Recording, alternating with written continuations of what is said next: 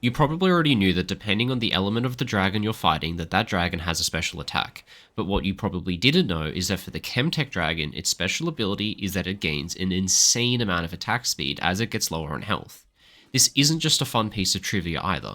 The Chemtech dragon literally triples its damage output when it gets low on health. Just look at the attack speed that this thing has right now at full health. Now compare that to what its attack speed looks like now that it's low. This one mechanic makes the Chemtech dragon by far the hardest dragon to take early, especially solo, so make sure to factor that in and always make sure to burst the dragon at the end so you don't spend too much time tanking it, because this dragon is insanely overpowered. Another interesting thing that not many people make use of is the combination of the rune Cosmic Insight with the item Lucidity Boots. Both of these are ways to reduce the cooldown of your summoner spells, and when paired together, the reductions can be massive. Flash has a base cooldown of 300 seconds, which is 5 minutes.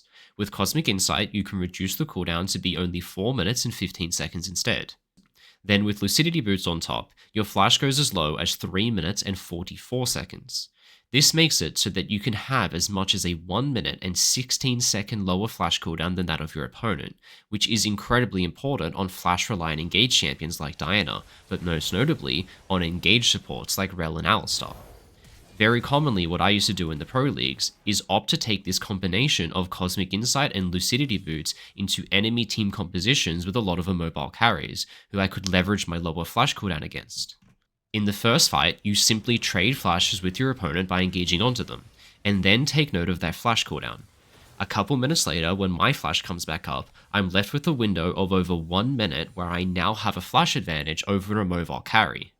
To see even more why this is useful, all you have to do is look at the respawn timer of a dragon. A dragon respawns 5 minutes after it's killed, and a flash cooldown is 5 minutes long, meaning if you trade flashes with an enemy carry during a dragon contest, your flash will come up before the next dragon, but theirs will still be on cooldown for the majority of the contest, meaning you either get a guaranteed teamfight win against a flashless immobile carry that you can easily dive, or the enemy team is just forced to concede the dragon against you, all because you took a rune and an item that just lowered the cooldown of your flash. Now this was just 2 of the completely random facts and tips that I have to share for you in this video, where I'm going to keep on going until I run out of extremely cool things to tell you about, and when I finally do, I'll stop making the video, and then give it a title based on the video's current duration, and post it for you guys to enjoy. Now, making these videos obviously takes a ton of work on my part, and I'm lucky enough to call it my job because of the viewers who support me. If you want to support these videos, there's a link to my Patreon page in the video description. On my Patreon, I've got thousands of hours worth of content for you to watch as well. This includes Patreon exclusive guides, full-length coaching session recordings, and educational live game commentaries from myself. As mentioned, the link to this is in the video description below if you want to help support me. And if that's not something you can do, I'm happy to just accept for you to subscribe to my YouTube channel instead. And with that said, let's get on with the video.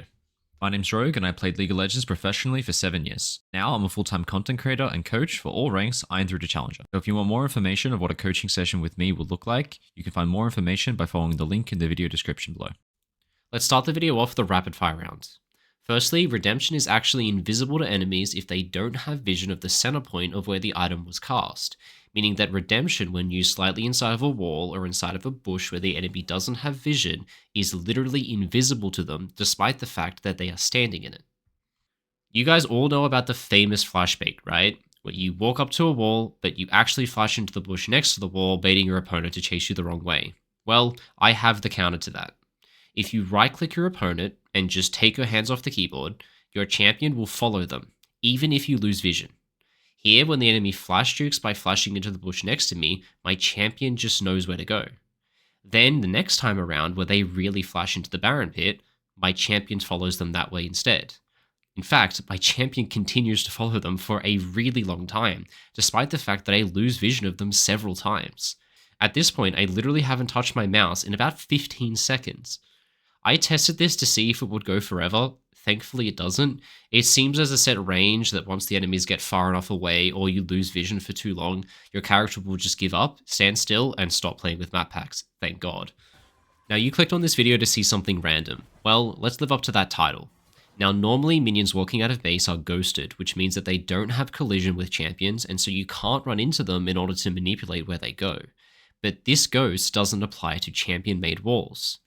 Therefore on Ornn, you can start Q and use it like this on the first wave as it comes out of base. By using your inhibitor as a wall, you can spawn a wall behind the frontmost minion that will block the other minions behind it, creating a small gap between them. This can then be repeated another 2 times by spawning a wall next to each tower as you run towards lane with your wave, which just increases the gap between the frontmost minion and the others by even more. But what's the point of doing this exactly? By splitting up the frontmost minion from the rest of the wave, it causes that frontmost minion to arrive earlier than the others, thus getting focused down quickly before its friends can show up, which creates a slow push that pushes back into you. This is a great way to ensure that you have a safe lane state anytime you look over and see one of those disgusting ranged top lane players. By doing this, you speed up the rate at which the wave pushes into you, which means that you lose less minions as the wave slow pushes in, and more minions end up crashing into your tower for you to collect under tower, saving you some early last hits. The same thing can be done but much more easily by playing Anivia. Anivia has an incredibly weak level 1, but by doing this you can ensure that you have a safe wave state on your side of the lane for at least the first 3 levels or so of the laning phase, making it genuinely viable to play Anivia top lane. Pro teams have actually made use of this trick recently in official matches, so it's not just a gimmick. In the Korean Pro League, a team picked Anivia top and used it for a lane swap. By walling the wave level 1 as it came to lane, the Anivia could ensure a safe wave state for the first few levels in an expected 2v1 lane, and eventually, if the enemy did try to tower dive her, she would just have her passive, the egg, which somehow makes Anivia one of the best top laners in the game to have in a 2v1 lane swap scenario. On Neeko, most people know by now the trick of switching to become a cannon minion in order to tank more tower shots since you adopt the reduced tower damage buff the cannon minions have. This one has been used countless times in pro play over the years to execute dives cleanly, but she's also got a few more less utilized mechanics. Normally when Yasuo takes damage, his passive will proc shielding him and blocking the damage he takes, but if Neeko turns into a minion while her spell is mid-air, it won't proc Yasuo's shield and the damage will go through it. What's even more useful is the fact that this poke doesn't proc any of Yasuo's defensive items or runes either. Here when I proc the Yasuo, it procs the healing from his Doran shield and his second wind, although the second wind doesn't show up here. But in the second example, where I turn into a minion while the spell is mid-air, you can see the Doran shield passive doesn't proc. Assumably, the second wind also doesn't proc, making it that poking in lane far more lethal if you switch to become a minion before your spells hits, as it doesn't proc the healing from these items and runes. As a final note as well, Neeko can dodge runes from hitting her. Here I swap to become a minion when the Anivia's E hits me. As a result, she doesn't proc her Arcane Comet or her Mana Flow Band, even though she hit a spell, because those runes only proc when you damage a champion, and I'm not a champion, I'm a minion. Here, blue team's getting ready to take the Rift Herald together. We have our top laner Mondo, our support Blitzcrank, and our jungler Kayn is on the way. My question for you is, who do you think should be the one to tank the Herald's auto attacks? Did you say Dr. Mondo because he's playing a tank? Well, if you did, you'd be wrong. Rift Herald's auto attacks deal bonus damage equal to a percentage of a champion's current health, meaning that its attacks deal more damage to champions who have a lot of health. Mondo has almost 4,000 health at this point, while Kayn only has 1,700 health, meaning that the bonus 4% damage that the Herald's auto attacks would deal 160 extra damage against Mondo, but the same 4% bonus increase would only deal 78 damage to Kayn, meaning that Mondo takes over double the damage that his jungler does if he was to be the one tanking Herald. For this reason, it's actually better to have squishy champions tank the Rift Herald as opposed to having a tank do it, but it's not that clear cut though. This 4% current health bonus damage applies in the form of physical damage, meaning it is reduced by armor. So if your tank has a lot of armor, it might actually be worth having them tank the Herald still, even if they have more max health. You just have to do the math though. But what's a sure thing is that for low armor, health stacking champions like Cho'Gath, Sion, and as we just saw, Dr. Mundo, it's probably wise to leave the Herald tanking up to someone else who's a little squishier on your team. If you can convince them to do that. Good luck. Junglers actually receive less XP from lane minions dying compared to their laners as a result of their jungle item and a hidden passive it has. At the beginning of the game, this starts off with them receiving 70% less XP from lane minions dying, but this amount slowly starts to scale down over the first 20 minutes of the game, until finally after 20 minutes have passed, they will then receive the full XP from lane minions, just like everyone else. For this reason, junglers in the early game should obviously focus on just taking jungle camps and should only push lanes in the situation where they have to fix bad lane states. But once 20 minutes rolls around, you should now prioritize pushing waves over taking jungle camps in almost any situation where your teammates can't push the waves themselves. Killing jungle camps will not win you a game of League of Legends, but pushing waves into towers, that will. This season, Riot made a change that I honestly think is pretty cool. Nexus towers now respawn a couple minutes after they're killed, which leads to some pretty strange strategy that I've never seen talked about before. If you ace the enemy team and try to push down their base looking to deal some damage, it's not really worth sticking around to take Nexus towers anymore if you know that you won't be able to take the Nexus itself. Not only do Nexus towers now respawn, but they also give you 0 gold for taking them. Here is a map that I used in a previous video that shows the gold rewards given for killing each tower on the map, and as you'll note, killing Nexus towers doesn't give you anything. And now that they respawn, that means that there is literally no upside in risking overstaying to try and finish off Nexus towers if you can't end the game. What you should do instead is damage the tower and leave it alive on low HP. If the tower dies, it will respawn a few minutes later at full health, but if you put the tower low on health, it will make it easier for you to end the game later in the future when you come back for that final push. Nexus towers do regenerate health, but it's really slow, only at the rate of about 300 health per minute. Another thing to note is that when a tower is killed, it cannot regenerate all of its health. If a tower is reduced to below 1000 health, for example, it will regenerate up slowly to 1000 health and then will stop there. But if the tower is outright killed, it will respawn at its max health, which is 3000. Meaning in modern day League, if you can't end the game, don't bother taking the Nexus towers. Get them down to a couple hundred health, back off, and then come back later to finish the job. Alright, remember how earlier in the video I explained that minions are ghosted as they walk to lane, so you can't walk into them to block them? Well, people on my Discord broke this as well. Whilst you can't walk into minions in order to block them, what you can do is stand in the spot where they spawn. In the code, minions are first spawned, and then the ghost effect is applied to them afterwards, but for a very brief moment as they appear, they don't yet have the ghost effect and are subject to champion collision. By doing what this Scion is doing right now, you can make the frontmost minion arrive to lane slightly quicker than the rest of the wave, just like we saw done earlier with our Ornn and Anivia example, giving us yet another way to abuse how the minion waves move in the early game. By doing this, you can just reliably set up the wave to slow push into you if that's what you want to happen. Now I think it's time for another one of those rapid fire rounds. If an enemy has the item Frozen Heart, you can see when the enemy is nearby as the Frozen Heart debuff will apply to your status effects even if you don't have vision of the enemy who is applying it to you. Nocturne's ultimate is really annoying, but it can be blocked by spell shields and removed by the item Quicksilver Sash, which is really useful for champions with global ultimates like Galio and Shen.